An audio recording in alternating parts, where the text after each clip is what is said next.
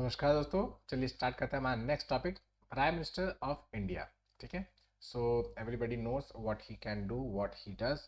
सो everybody knows कि जो आपके प्रेसिडेंट का जो काम है, जो हम लोगों ने प्रेसिडेंट के लगभग 1 घंटे के लेक्चर में जो डिस्कस किया था कि प्रेसिडेंट, उसके पावर्स क्या क्या फंक्शनिंग है, वो सारे के सारे एक्चुअली में काम किए जाते हैं प्राइम मिनिस्टर के द्वारा। Prime minister headed by the council of ministers. ठीक है। So we will not discuss about the council of ministers. ठीक है, वो इतना इंपॉर्टेंट नहीं है। उसके अंदर 3 सेक्शंस होते हैं।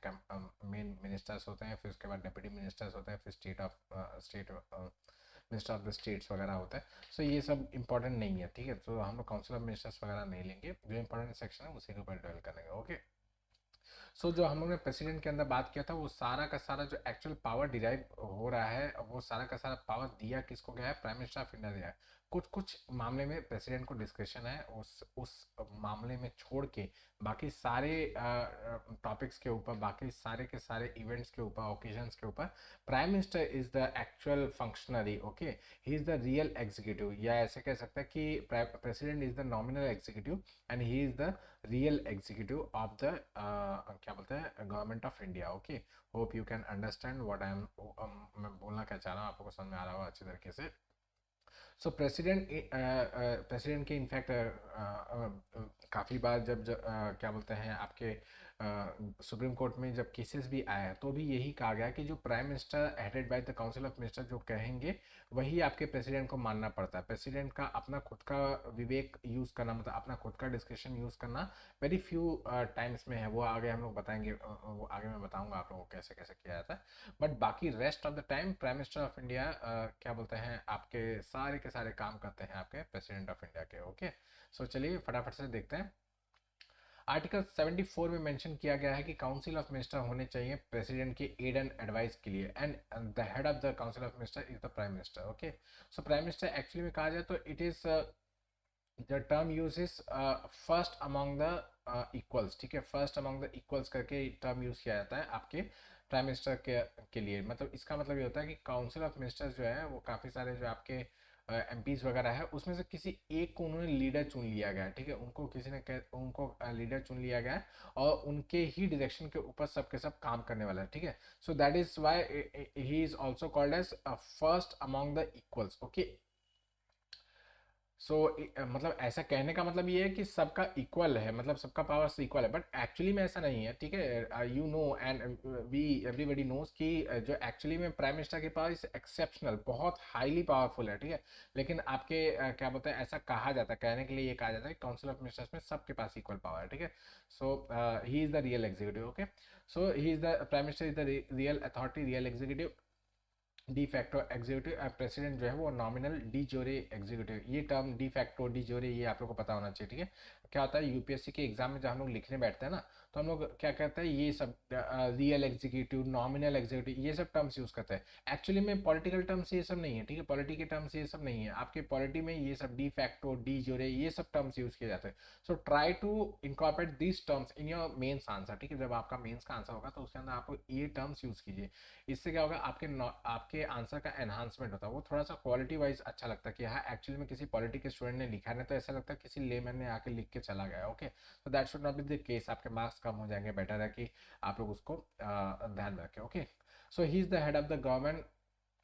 आपके पार्लियामेंट्री कन्वेंशन के हिसाब से, जो हम लोगों ने ब्रिटिश पार्लियामेंट्री कन्वेंशन या Westminster type of government हम लोगों ने जो इनकॉर्पोरेट किया है, उसके अंदर पार्लियामेंट पार्लियामेंट बोला, प्राइम मिनिस्टर के लिए कोई भी ऐसा स्पेसिफिकेशन नहीं दिया गया कि इनका कौन सा सिलेक्शन का प्रोसीजर होगा। मतलब अलग से इनके लिए कोई, जैसे आपके प्रेसिडेंट के लिए एक अलग से इलेक्शन, इंडायरेक्ट इलेक्शन कराया गया। ठीक है, पूरी तरीके से एक इंडायरेक्ट इलेक्शन कराया गया। वाइस प्रेसिडेंट में भी सेम ऐसा ही केस किया गया कि इंडायरेक्ट इलेक्शन कराया, लेकिन प्राइम मिनिस्टर के लिए ऐसा कोई नहीं कहा गया कि प्राइम मिनिस्टर पद के लिए स्पेसिफिकली कोई आपके लिए इलेक्शन वगैरह कराना। इसमें सिंपल सिंपल हम लोग ने पार्लियामेंट्री कन्वेंशन से हम लोग ने जो पाया वो ये है कि जनरल इलेक्शंस कराए जाएंगे, काफ़ी सारे आपके मेंबर्स लोग सिलेक्ट हो जाएंगे। ये जो एमपीज जो सिलेक्ट होके आ रहे हैं, मेंबर ऑफ पार्लियामेंट जो सिलेक्ट होके आ रहे हैं, इनमें से कोई एक जो होगा वो लीडर ऑफ द हाउस हो जाएगा, उसी को कहा जाएगा प्राइम मिनिस्टर। ठीक है, इसी को कहा जाएगा prime minister of India. Okay, ये पार्लियामेंट्री कन्वेंशन है, ऐसा कुछ मतलब हार्ड एंड फास्ट लिखा हुआ नहीं कि प्राइम मिनिस्टर को कैसे हम लोग चुनने वाले। ओके, आर्टिकल 75 मेंशन करता है कि आपका प्राइम मिनिस्टर जो है वो आपके अपॉइंट किए जाएंगे by the president of India. जैसे कि मैंने कहा था कि जितने भी आपके कॉन्स्टिट्यूशनल पद होते हैं वो सारे के सारे अपॉइंटमेंट आपके प्रेसिडेंट ऑफ इंडिया ही करते हैं। ओके, नेक्स्ट, इसका मतलब ये नहीं होता कि प्रेसिडेंट किसी को भी धरती पे किसी कल को आके मुझे बोल दे तो मैं तो कोई बात नहीं। खैर मुझे भी मतलब ऐसे किसी को भी अपॉइंट नहीं कर सकते। तो इसे कन्वेंशन, कन्वेंशन क्या है आपके पार्लियामेंट्री सिस्टम में कि जिस जिस क्या बोलते हैं पार्टी को ज़्यादा मेजॉरिटी मिली है, उस पार्टी का जो भी लीडर होगा, जो वो पार्टी के लोग आपस में डिस्कस करके बोलते हैं कि हाँ he is the leader of a party और she is the leader of a party, so he और she will stand as a prime minister of India and the president has to bound by the decision of the largest majority party. ठीक है, समझ में आ रहा है? मतलब जो आपका इलेक्शन कराया गया तो उसके अंदर अगर जो पार्टी ने सबसे लार्जेस्ट मेजॉरिटी पाई है वो पार्टी, ठीक है, ए पार्टी समझ लीजिए, सो ए पार्टी ने अगर जीत हासिल कर ली है, लार्जेस्ट मेजॉरिटी पाई है, तो इस पार्टी के जितने भी एमपी जो सिलेक्ट होके आ रहे हैं उन लोग आपस में डिस्कस करेंगे और बताएंगे कि भाई हम लोग ने इनको इनको अपना मतलब इनको अपना प्राइम मिनिस्टर घोषित कर रहे हैं या फिर इनको हम लोग लीडर ऑफ द पार्टी घोषित कर रहे हैं। So president of India please elect him as the prime minister of India. Okay, so it happens, यही आपका मतलब पार्लियामेंट्री कन्वेंशन है। ये कहीं पे लिखा हुआ नहीं है कि पार्लियामेंट प्राइम मिनिस्टर के लिए ऐसा किया जाएगा या फिर leader of the largest party को ही आपको प्राइम प्रेसिडेंट ऑफ इंडिया को प्राइम मिनिस्टर नियुक्त करना पड़ेगा, ऐसा कहीं पे लिखा हुआ नहीं है। It is just a convention, ये पहले से चली आ रीत चली आ रही है। ठीक है, तो उस रीत के हिसाब से, उस ट्रेडिशन के हिसाब से we are following this. Okay, doctor B R Ambedkar ji ने इस पद को सबसे मोस्ट इंपॉर्टेंट पद कहा है और इसको यूएस प्रेसिडेंट के पद से कंपेयर किया। ठीक है, उन्होंने कहा कि भाई अगर भारत के प्राइम मिनिस्टर को किसी यूएस के पद से कंपेयर किया जाएगा तो आपके यूएस के प्रेसिडेंट से कंपेयर किया जाएगा। ठीक है, वहाँ का प्रेसिडेंट हमारा प्रेसिडेंट की तरह नहीं होता है। ठीक है, वहाँ के जो प्रेसिडेंट होते हैं वो हमारे प्राइम मिनिस्टर के बराबर होते हैं। तो क्या बोलते हैं, हमारा जो प्राइम मिनिस्टर है वो सारे काम करता है जो वहाँ पे प्रेसिडेंट जी करते हैं। Okay, so next, personal description of president. आपके अपॉइंटमेंट से रिलेटेड मैंने कहा कि भाई ऐसा कोई भी हार्ड एंड फास्ट रूल नहीं दिया गया है प्राइम मिनिस्टर के अपॉइंटमेंट के लिए, तो इसमें पर्सनल डिस्क्रिप्शन का एक क्लॉज दिया गया है आपके प्रेसिडेंट के लिए। प्रेसिडेंट के लिए ये कहा गया है कि भाई अगर ऐसा हो जाता है कि कोई एक हंग मेजॉरिटी आ जाती है आपके लोकसभा में, ठीक है, हंग मेजॉरिटी मतलब ना इसी को मेजॉरिटी सबसे ज़्यादा मिले ना उसी को मेजॉरिटी, दो पार्टी समझ लीजिए, आप एग्जाम्पल के लिए समझ लीजिए, दो दो नहीं, दो में मोस्टली आपके मेजोरिटी मिल ही जाने वाली है, लेकिन तीन चार पार्टी से, पांच छह पार्टी से, उसमें ऐसा हो जाता है कि भाई एक को कोई सिंपल मेजोरिटी, एक को कोई मेजोरिटी मिल ही नहीं रही है। ठीक है, किसी ए पार्टी, ए कोलिशन है जिसको क्या बोलते हैं मेजोरिटी नहीं मिल रही है, और बी कोलिशन है उसको भी मेजोरिटी नहीं मिल रही दिख रही। ठीक है, सो इससे क्या समझ में आ रहा है कि भाई ऐसे केस में क्या किया जाए, किसको प्राइम मिनिस्टर ऑफ इंडिया घोषित किया जाएगा, तो इसके लिए आपके प्रेसिडेंट को डिस्क्रिशनरी पावर दिया गया। ठीक है, प्रेसिडेंट जनरली इस केसेस में क्या होता है कि भाई वो देखते हैं कि भाई कौन सी कोalition या फिर कौन सी पार्टी के अंदर सबसे ज्यादा वोट्स आए हैं। ठीक है, सबसे वोट्स की बात कर रहा हूँ, सबसे ज्यादा मेजोरिटी किसको मिली है। ठीक है, सबसे ज्यादा पार्लियामेंट एमपी किस पद से किस पार्टी से आए हैं। ठीक है, जिस पार्टी से वो आए रहेंगे, जिस भी पार्टी से वो होंगे, उसको वो सीधा बोलेंगे कि भाई आप आ जाइए, आप गवर्नमेंट फॉर्म करने की कोशिश कीजिए। ठीक है, he will invite the leader of the largest coalition party या फिर लार्जेस्ट पार्टी जो भी होगा, उसको बुलाएंगे कि भाई आप यहाँ पे आके प्राइम मिनिस्टर का पद ग्रहण कीजिए और इसमें कोशिश कीजिए कि आपको मेजोरिटी मिल जाए। ओके, इन दैट केस एक महीने के अंदर उस व्यक्ति को जिनको बुलाया गया उनको एक महीने के अंदर अपनी मेजोरिटी सिद्ध करनी होती है, अपनी कॉन्फिडेंस मोशन पास करके उसको सिद्ध करना होता है कि yes I can be the prime minister of India, I have the largest majority. Okay, हमें मेरे पास मेजोरिटी है। ओके, नेक्स्ट, ये कब फर्स्ट टाइम यूज किया जाता है ये सब याद रखने की कोई जरूरत नहीं है, आप लोग को अपने इच्छा से याद करना तो याद करके रख सकते हैं। ओके, नेक्स्ट, एक और केस में प्रेसिडेंट ऑफ इंडिया अपने डिस्क्रिप्शन का उपयोग करते हैं जब कोई prime minister of India dies suddenly. ठीक है, उनका विदाउट नॉमिनेटिंग, कोई मतलब कोई नॉमिनेटिंग नहीं, यहाँ पे ये तो मतलब डेमोक्रेसी है, डेमोक्रेसी में नॉमिनेशन वगैरह चीज़ें नहीं होती है। सो इन केस अगर ऐसा होता है कि भाई आपके प्राइम मिनिस्टर जो है उनकी डेथ हो जाती है, ठीक है, किसी वजह से उनकी डेथ हो जाती है, सो इन दैट केस ऐसा हो सकता है, इट मे बी कि पार्टी को एक नया सक्सेसर अपॉइंट करना पड़े। तो ऐसे केसेस में ऐसा हो सकता है कि प्रेसिडेंट ऑफ इंडिया अगर देखते हैं कि हाँ जो पार्टी इन द पावर थी, सपोज कीजिए ए पार्टी थी, उसका पावर में कोई लीडर था एबीसी, ठीक है, एबीसी लीडर था, अब इसकी डेथ हो गई, ठीक है, एबीसी की डेथ हो गई, तो सडनली अगर पार्टी ने कोई मतलब ए पार्टी ने कोई और सक्सेसर नियुक्त नहीं कर दिया, इनके जगह पे कोई और व्यक्ति को मेंशन नहीं कर दिया कि हाँ he will be the prime minister from our side, तो in that case president is bound to, president क्या करेंगे, अपने डिस्क्रिप्शन का यूज करेंगे। अगर इन्होंने नियुक्त कर दिया, इन्होंने बता दिया कि हाँ ये नए नए हमारी तरफ से ये नए आके क्या बोलते हैं प्राइम मिनिस्टर बनना चाहते हैं, तो इनको बना दिया जाएगा, नहीं तो फिर president of India will apply his own discussion, और किसी भी पार्टी को जिसको उनको लगेगा कि हाँ इसके पास लार्जेस्ट मेजोरिटी है, उनको वो बुलाएंगे। Okay, hope I am clear, आप लोगों को समझ में आ रहा होगा कि क्या कैसे हो रहा है। अगर क्या बोलते हैं पार्टी के पास मेजॉरिटी है और उनका जो प्राइम मिनिस्टर था उनकी डेथ हो जाती है, सो इन दैट केस अगर पार्टी ने नया कोई व्यक्ति को अपॉइंट कर दिया, तब तो उसी को बना दिया जाएगा prime minister of India by the president of India. But अगर पार्टी में मतलब घमासान चल रहा है, मैं बनूंगा ऐसा कुछ हो रहा है, सो president can apply his own description, और वो किसी और व्यक्ति को बोल सकता है कि आप मेजॉरिटी प्रूव करिए। ओके, नेक्स्ट, इसके ऊपर दिल्ली हाई कोर्ट ने भी एक 1980 में बहुत अच्छा बयान दिया था, मतलब वर्डिक्ट दिया था कि ऐसा ज़रूरी नहीं है कि पहले फ्लोर ऑफ द हाउस पे वोट ऑफ कॉन्फिडेंस हो, उसके बाद प्राइम मिनिस्टर बनाया जाए।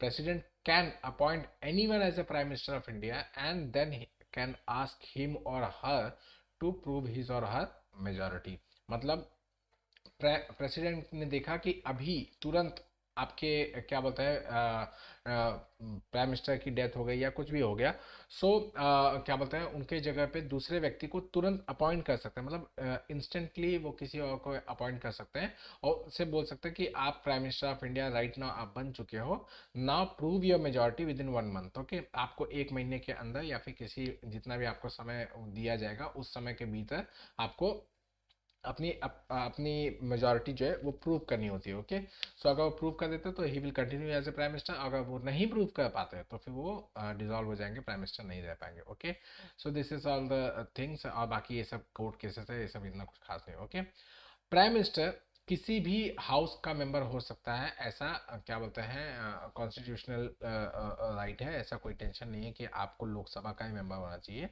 आप राज्यसभा से भी हो सकते हैं, जैसे आपके इंदिरा गांधी जी, देवे गौड़ा जी, आपके मनमोहन सिंह जी राज्यसभा के मेंबर थे जब वो प्राइम मिनिस्टर ऑफ इंडिया थे। Okay, next, oath, term and salary की बात करें, सो ओथ की बात करें तो प्रेसिडेंट ही ओथ एडमिनिस्टर कराने वाला है, क्योंकि आप समझ सकते हैं कि अगर हायरार्की की बात देखी जाए, हायरार्की अगर देखा जाए तो प्रेसिडेंट के बाद अगर कोई आ रहा है तो वो है आपके प्राइम मिनिस्टर ऑफ इंडिया ही आ रहा है, ठीक है। वाइस प्रेसिडेंट का मैंने आपको बताया था कोई खास रोल है नहीं, ठीक है। सो इन दैट केस आप ऐसे कह सकते हैं कि क्या बोलते हैं prime minister of India is actually the मतलब वर्किंग ऑफ मतलब वर्किंग अपॉइंटमेंट या फिर वर्किंग क्या बोल सकते हैं व्यक्ति of the president of India, ठीक है। ऐसे कह सकते हैं कि भाई प्रेसिडेंट ऑफ इंडिया के जगह पे जो काम करने वाला व्यक्ति है वो आपके क्या बोलते हैं prime minister of India. Okay, so president of India will इनको office of secrecy and oath of office वगैरह ये सब दिलाने का काम प्रेसिडेंट ऑफ इंडिया ही करने वाले। ओके, नेक्स्ट थिंग, सॉरी मेरे मोबाइल लैपटॉप में कुछ लैगिंग हो रही है, इसकी वजह से मुझे डिस्टर्बेंस हो जाता थोड़ा बहुत, कोई बात नहीं। इनको जो लेना है आपके ओथ लेना है वो through faith and allegiance to the आपके constitution of India, integrity of India को, सॉवरेनिटी को मेंटेन करना है, ये सब चीज़ें। हालांकि ये सब चीज़ें आप लोग को कभी यूपीएससी पूछने वाला नहीं है, और अगर आप लोगों को अगर इनकेस आ जाता है तो आप उसको कैसे टैकल करेंगे, आप बस उस समय पे अपने आप को prime minister of India imagine करके रखिए और सोचने की कोशिश कीजिए क्या है आपके ऊपर लागू होता है। जैसे कि अगर क्वेश्चन में आ गया कि हाँ भाई आप इंटेग्रिटी से रिलेटेड कोई भी इसके अंदर टॉपिक नहीं है, आपके ओथ में नहीं है, तो इट इज़ नॉट पॉसिबल ना, क्योंकि integrity is the must for India. Okay, preamble में मेंशन कर दिया गया तो भाई बाकी सब तो छोड़ ही दीजिए। या फिर ऐसा कुछ कर दिया कि क्या बोलते हैं प्राइम मिनिस्टर ऑफ इंडिया सबको या मिनिस्टर्स को खास खुफिया जानकारी पास ऑन कर सकते हैं, तो it is not possible. Prime minister of India को जो भी खुफिया जानकारी पता चलने वाला उन्हीं के पास तक रहने वाले, उसके बाद वो नीचे तक नहीं जाने वाले। Okay, so this are all the things, आप जस्ट इमेजिन करेंगे तो भी आप लोग समझ में आ जाए। ओके, नेक्स्ट, इनका टर्म जो है वो फिक्स नहीं है, ठीक है, but generally it is seen कि आपका जो 5 ईयर्स का जो लोकसभा है, तो लोकसभा जब डिसॉल्व होगी, मतलब 5 साल जब खत्म होगा, तो ऑटोमेटिकली एमपीज के पद तो खत्म हो जाएंगे, नई इलेक्शन करानी जाने वाले हैं। और जो आपके प्राइम मिनिस्टर है वो भी तो एक एमपी है ना, पीएम जो है वो एमपी ही तो है। सो जो आपके जब एमपीज डिसॉल्व हो जा रहे हैं, मतलब लोकसभा जब डिसॉल्व हो जा रही है, तो सारे के सारे एमपीज अपने अपने घर जाने वाले हैं। सो इन केस आपके प्राइम मिनिस्टर भी तो घर ही जाएंगे। ओके, नेक्स्ट, ऐसा कॉन्स्टिट्यूशन में मेंशन किया गया कि he stays in the seat for the pleasure of the president, लेकिन इसका मतलब ये नहीं होता कि प्रेसिडेंट जब चाहे उनको निकाल दे, जब चाहे उनको चेंज कर दे, नया प्रेसिडेंट प्राइम मिनिस्टर बना दे, पुराने वाले का चेहरा पसंद नहीं आ रहा है, ऐसे नहीं कर सकते। वो पार्टी इन द पावर वाला कॉन्सेप्ट जो था वो वैसा वैसे चलता है। ओके, नेक्स्ट, आपका ये तो हो गया, इतना कुछ खास नहीं है। आपके सैलरी अलाउंसेस वगैरह जो होंगे वो आपके पार्लियामेंट के द्वारा डिसाइड किया जाता है, ये सब तो हाँ, ये तो सारे सब का होता है। ओके, सो इसमें कोई टेंशन वाली बात नहीं है। चलिए, नेक्स्ट, फैक्टर्स जो स्ट्रेंथन करते हैं आपके पीएम की पोजीशन को, ठीक है, ये इंपॉर्टेंट चीज़ है। क्यों? क्योंकि भाई आप जानते हैं कि prime minister is the whole and soul of the India, ठीक है, इंडिया में अगर कुछ भी, अगर कोई भी काम करता है तो प्राइम मिनिस्टर ऑफ इंडिया ही करता है। ओके, अदर मिनिस्टर्स भी करते हैं, but other ministers generally follow his और हर एडवाइस। ओके, सो इनका रेजिग्नेशन या फिर डेथ अगर हो गई, अगर इन्होंने रेजिग्नेशन दे दिया या फिर डेथ कर दिया, तो पूरा का पूरा काउंसिल ऑफ मिनिस्टर तुरंत डिसॉल्व हो जाएगा। ऐसा नहीं होगा कि हाँ एक पद खत्म हो जाएगा, समझ में आ रहा है? आपके काउंसिल ऑफ मिनिस्टर्स में काफ़ी सारे मिनिस्टर्स होते हैं। ओके, इसमें सबसे सुप्रीम होता है प्राइम मिनिस्टर, ठीक है, प्राइम मिनिस्टर ऑफ इंडिया अगर इसने रेजिग्नेशन दे दिया, ठीक है, या इसकी डेथ हो जाती है, तो आपका काउंसिल ऑफ मिनिस्टर पूरी तरीके से डिसॉल्व हो जाएगा, कोई भी नहीं रहेगा आपके काउंसिल ऑफ मिनिस्टर्स में। लेकिन इसी के जगह पे अगर कोई मिनिस्टर ने रेजिग्नेशन दे दिया या उसकी डेथ हो जाती है, तो it merely creates a opportunity for the vacancy, ठीक है, वैकेंसी एक हो जाती है, और इसके सिवा कुछ नहीं होता है। मतलब ऐसा नहीं कि उनको बस कुछ ऐसा क्या कहते हैं उनको, जो उनकी जगह पे किसी और को लेना नहीं चाहिए, अब वो वेकेंट हो चुका है वो पद, पूरा का पूरा कॉन्स्टिट्यूशन आपका काउंसिल ऑफ मिनिस्टर्स से डिसॉल्व हो जाएगा, ऐसा नहीं होने वाला। मिनिस्टर्स के रेजिग्नेशन या फिर मिनिस्टर्स के डेथ के केस में, या उनका छोड़ के जाने के केस में, या उनका डिस्क्वालिफिकेशन के केस में ऐसा नहीं होगा कि काउंसिल ऑफ मिनिस्टर्स डिसॉल्व हो जाए। इसके बजाय आपके सिर्फ और सिर्फ एक वैकेंसी पैदा हो जाएगी। उस वैकेंसी को फिलअप करने के लिए अगर प्रेसिडेंट ऑफ इंडिया या फिर प्राइम मिनिस्टर ऑफ इंडिया चाहे तो उसको भर सकते हैं, अगर वो नहीं चाहते तो नहीं भरे, कोई दिक्कत नहीं है, वो पोर्टफोलियो खाली भी रह सकता है, कोई दिक्कत नहीं आने वाले। Okay, next, he is the chairperson, आपके prime minister of India is the chairperson of NITI Aayog, NIC, inter state council, national water resource council, इन सब का जो आपका कह सकते हैं कि चेयरपर्सन है वो आपका प्राइम मिनिस्टर ऑफ इंडिया है। नेक्स्ट, इसके ये चीफ स्पोक्स पर्सन होते हैं आपके यूनियन गवर्नमेंट के। यूनियन गवर्नमेंट का कोई भी अगर मतलब नाम किसका आता है, प्रेसिडेंट का आता है, लेकिन काम कौन करवाता है, प्राइम मिनिस्टर ऑफ इंडिया का आता है। Okay, next, he is the leader of the party in the power, तो ये तो पहले डिस्कस हो चुका है। तो ही is the party is the PM, ऐसे ऐसे करके एक ट्रेंड है, बट इतना कुछ याद रखने की कोई जरूरत है। Okay, political head of the services, जितने भी आपके सर्विसेज है, आपके ऑल इंडिया सर्विसेज या जो भी सर्विसेज वगैरह है, इन सब के एक्चुअल हेड तो देखे जाए तो प्राइम मिनिस्टर ऑफ इंडिया ही होते हैं। ओके, इन्हीं का सारा काम होता है, जो पीएमओ ऑफिस की तरफ से आपके डीएम वगैरह, आप जब भी डीएम वगैरह बन जाओगे तो आपके पास जो भी लेटर्स वगैरह आएंगे तो पीएमओ की तरफ से आते हैं, तो पीएम ऑफिस से ही होके आते हैं। Okay, so this is all the thing. Next, ये सपोर्ट हाई पावर कैबिनेट, ये तो कुछ ख्याल रखने की जरूरत है। ये जब भी वो जिस भी हाउस के क्या बोलते हैं मेंबर होंगे, अगर पीएम बना दिया जाता है, सपोज वो राज्यसभा में रहते हैं और उनको पीएम बना दिया जाता है, तो राज्यसभा के लीडर हो जाएंगे, ठीक है, उस हाउस के लीडर ऑफ द हाउस हो जाएंगे। ओके, अगर लोकसभा में रहते हैं और वहां पे उनको पीएम बना दिया जाता है, तो वो लोकसभा के क्या बोलते हैं लीडर कहलाए जाएंगे। Okay, next, role of prime minister with respect to some person. Okay, person या फिर ग्रुप ऑफ उसमें, ठीक है, तो फर्स्ट आपके प्रेसिडेंट के लिए इनका रोल कैसा होगा, ठीक है, with respect to, this is with respect to. Okay, with, I hope आप लोगों ने यूज किया ही होगा इसको, रेस्पेक्ट टू, ठीक है।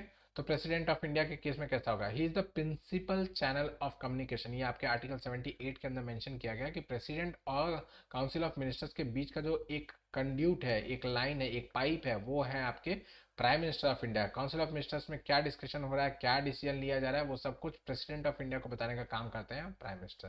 ठीक है, इनका कुछ ड्यूटी है क्या, communicate to president all the decision जो कि आपके काउंसिल ऑफ मिनिस्टर्स ने लिया है।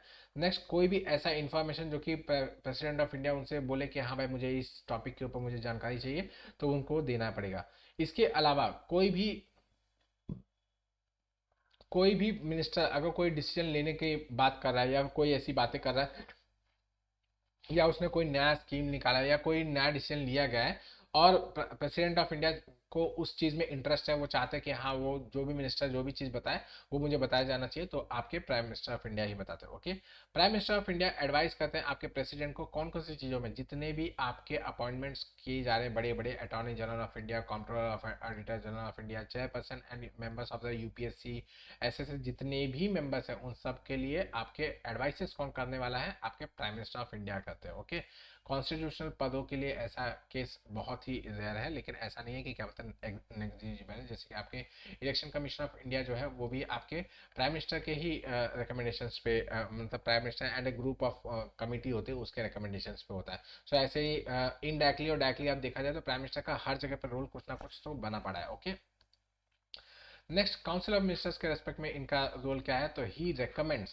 Prime minister of India recommends कौन सा पद कैसा कैसा मिनिस्टर किसको उसको दिया जाएगा। ठीक है, ये किसी को भी आपके क्या बोलते हैं मिनिस्टर बना सकता है, चाहे वो लोकसभा का मेंबर हो, चाहे राज्यसभा का मेंबर हो, या फिर इंडिपेंडेंट कैंडिडेट हो, या पार्टी एंड ऑपोजिशन का भी होगा तो भी बना सकता है, कोई दिक्कत नहीं है। ये जिसको चाहे उसको मिनिस्टर बना सकता है। अगर वो मिनिस्टर उस समय आपका पार्लियामेंट का मेंबर नहीं है तो फिर 6 महीने के अंदर उसको बन जाना है किसी भी तरीके से। ओके, तो किसी भी तरीके से वो मिनिस्टर वो कहीं से भी किसी को भी बना सकता है।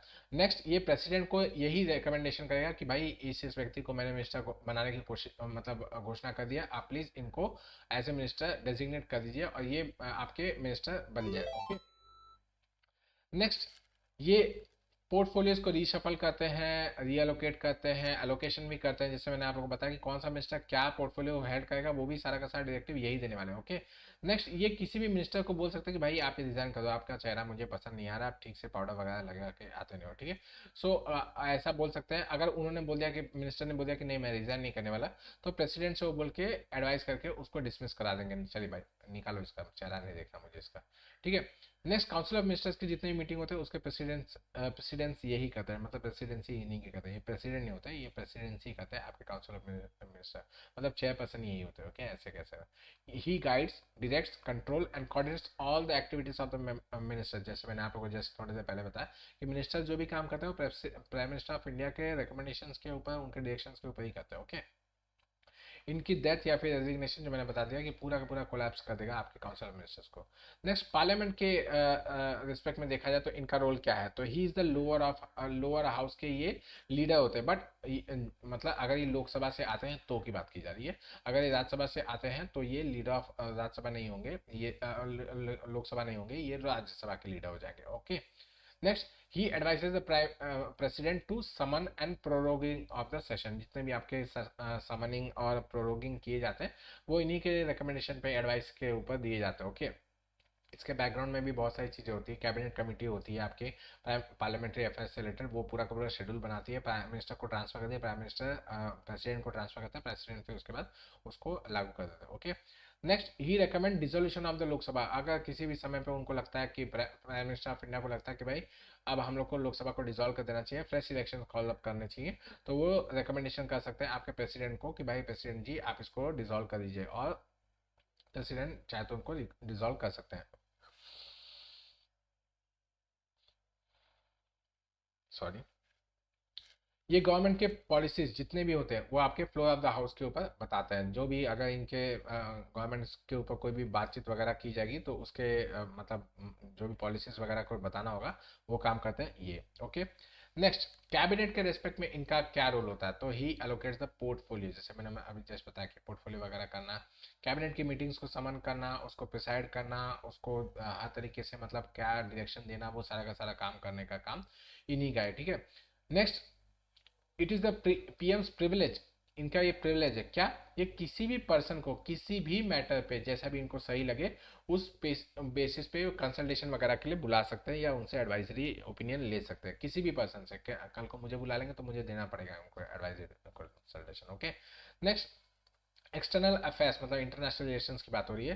तो डायरेक्टली और इनडायरेक्टली देखा जाए तो पीएम का जो भी स्टेचर होता है उसी के बेसिस पे आपका डिसाइड होता है कि भाई इंटरनेशनल अफेयर्स में आपका रोल क्या चल रहा है। ठीक है, आप लोग देख ही रहे राइट नाउ आपके जो प्राइम मिनिस्टर ऑफ इंडिया है उनका भी आप लोग देख ही रहे हैं कि किस तरीके से इंटरनेशनल अफेयर्स जो होता है इन्हीं के डायरेक्शन के हिसाब से होता है। हर जगह पे जहाँ पे जाते हुए अपना कुछ कुछ ना कुछ धमाल बनाते हैं और फिर उसके बाद हमारा सिलेबस बढ़ जाता है। Okay, so this is all in the international affairs. Next planning, planning मतलब आपका पहले तो प्लानिंग कमीशन होता था, अब तो नीति आयोग हो गया। ठीक है, सो नीति आयोग का गाइडेंस डायरेक्शन वगैरह करने का काम अगर देखा जाए तो एक तरीके से इन्हीं का है। ठीक है, ऑल्सो किसी भी इमरजेंसी कंडीशन में देखा जाए तो ही is the crisis manager in chief. ठीक है, जो आपका एनडी आरएफ है, ठीक है, एनडीएमए है, नेशनल डिजास्टर मैनेजमेंट अथॉरिटी है, इन सब के हेड कौन है, यही तो है। ठीक है, आपके चेयरपर्सन ये रहा, चेयरपर्सन है आपके एनडीएमए के। ठीक है, नेक्स्ट कैबिनेट कमिटीज के रिस्पेक्ट में देखा जाए तो इनका क्या है, ही सेटअप्स, ये सेटअप करते हैं आपके सारे के सारे कैबिनेट कमिटीज को। और अगर क्या बोलते हैं ये किसी के मेंबर बन जाते हैं, वैसे जनरली ये मेंबर नहीं बनते, अगर किसी कैबिनेट कमेटी के ये मेंबर बनते हैं तो वो उसका हेड करते हैं। ठीक है, वो उसके हेड बन जाते हैं। ओके, बाकी इसके जिसके जो जो कैबिनेट कमिटीज ऑलरेडी है मतलब जिनके ऊपर हमेशा prime minister of India he head करते हैं, वो है cabinet committee on political affairs, इसके हेड आपके प्राइम मिनिस्टर होंगे। नेक्स्ट इकोनॉमिक अफेयर्स, इसके हेड आपके प्राइम मिनिस्टर होंगे। अपॉइंटमेंट्स, ये भी आपके प्राइम मिनिस्टर ऑफ इंडिया होंगे। Okay, next relationship of PM जो प्रेसिडेंट के साथ है वो आपके कौन कौन से आर्टिकल में मेंशन किए गए, एक शॉर्ट में आप लोग देख लीजिए। 74 में मेंशन किया गया है कि भाई काउंसिल ऑफ मिनिस्टर्स होंगे पीएम के हेड के द्वारा, जो कि एड एंड एडवाइस करेंगे आपके प्रेसिडेंट को। ठीक है, और प्रेसिडेंट को उस काउंसिल ऑफ मिनिस्टर के एडवाइस को एक बार रिकंसिडरेशन के लिए भेज सकते हैं, बाकी उसके बाद उनको मानना ही पड़ेगा। ओके, नेक्स्ट 55 बोलो 75 के अंदर पीएम अपॉइंट किए जाएंगे किसके द्वारा, प्रेसिडेंट ऑफ इंडिया, और जितने भी मिनिस्टर्स होंगे वो पीएम के रिकमेंडेशन पे प्रेसिडेंट ऑफ इंडिया के द्वारा एडवाइस मतलब नियुक्त किए जाएंगे या अपॉइंट किए जाएंगे। नेक्स्ट 78 के अंदर आपके जो ड्यूटीज मैंने अभी आपको बताया कि भाई प्रेसिडेंट को सारे के सारे डिसीजन से रिलेटेड अवगत कराना, जितने भी इंफॉर्मेशन अगर प्रेसिडेंट जी मांग करते हैं प्राइम मिनिस्टर से तो वो भी आपको फर्निश कराना पड़ता है। एंड अगर किसी मिनिस्टर से रिलेटेड कोई भी अगर डिसीजन वगैरह है जो कि काउंसिल ऑफ मिनिस्टर्स ने ले लिया है उसके रिगार्डिंग अगर प्रेसिडेंट ऑफ इंडिया कहता है कि मुझे इसके बारे में जानकारी होनी चाहिए, तो प्रेसिडेंट ऑफ इंडिया को सारा का सारा जो डिटेल्स देने का काम है वो प्राइम मिनिस्टर ऑफ इंडिया है। जैसे मैंने आपको बताया कि भाई प्रेसिडेंट और काउंसिल ऑफ मिनिस्टर के बीच में ये पाइप की तरह काम करते हैं, कॉन्ड्यूट की तरह काम करते हैं, सारा का सारा ट्रांसफर यहाँ से डेटा वहाँ पे करते हैं। Okay, so this is all in the prime minister of India. इसी के साथ वाइंड अप करते हैं। चलिए आप लोग से कल फिर मुलाकात करूंगा एक नई वीडियो के साथ, तब तक ऐसे पढ़ते हैं। Thank you.